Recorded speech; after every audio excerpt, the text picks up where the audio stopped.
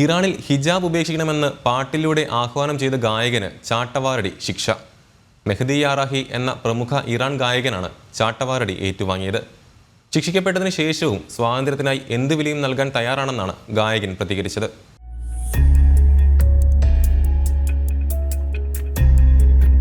ഇറാനിൽ ഹിജാബ് ധരിക്കാതെ പുറത്തിറങ്ങാൻ സ്ത്രീകളോട് ആഹ്വാനം ചെയ്യുന്ന ഗാനം തയ്യാറാക്കിയ ഗായകനാണ് മെഹ്ദി യാറാഹി. മെഹ്ദി യാറാഹിയുടെ റുസാരിട്ടോ എന്ന ഗാനം വലിയ രീതിയിൽ വൈറലായിരുന്നു. സൂര്യൻ അസ്തമിക്കുകയാണ്, നിങ്ങളുടെ മൂടുപടം മാറ്റൂ, നിങ്ങളുടെ മുടിയിഴകൾ കാറ്റിൽ ഉലയട്ടെ, കണ്ണീരിനെതിരെ ചിരിച്ചു പ്രതിഷേധിക്കാൻ ഭയക്കരുതെന്നും അർത്ഥം വരുന്നതായിരുന്നു ഗാനം. മെഹ്ദിയുടെ ഗാനം ഇറാനിൽ ഹിജാബ് വിരുദ്ധ പ്രതിഷേധങ്ങളിൽ വ്യാപകമായി ഉപയോഗിച്ചിരുന്നു. ബുധനാഴ്ചയാണ് മെഹ്ദിക്ക് ഇറാൻ ചാട്ടവാറടി ശിക്ഷ നൽകിയത്. എന്നാൽ സംഗീതത്തിന്റെ പേരിലായിരുന്നില്ല ശിക്ഷയെന്നാണ് അധികൃതർ വിശദമാക്കുന്നത്. മദ്യം കഴിച്ചതിനും മദ്യം കൈവശം വെച്ചതിനുമാണ് ശിക്ഷയെന്ന് ഇറാൻ ഔദ്യോഗിക വാർത്താ ഏജൻസി റിപ്പോർട്ട് ചെയ്യുന്നു. 74 തവണ ചാട്ടവാറടിയേറ്റതോടെ കേസ് അവസാനിപ്പിച്ചതായും ഇറാൻ വിശദമാക്കി. ഇറാനിലെ ഏറ്റവും പ്രമുഖ പോപ്പ് ഗായകനാണ് യറാഹി.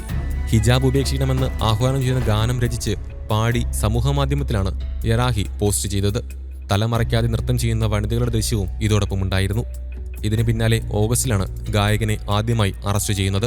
2023 സ്ത്രീ, ജീവിതം, സ്വാതന്ത്ര്യം എന്ന പ്രക്ഷോഭത്തിന്റെ 1-ാം വാർഷികത്തിനായിരുന്നു മെഹ്ദി യാറാഹി റൂസാരിട്ടോ പുറത്തിറക്കിയത്.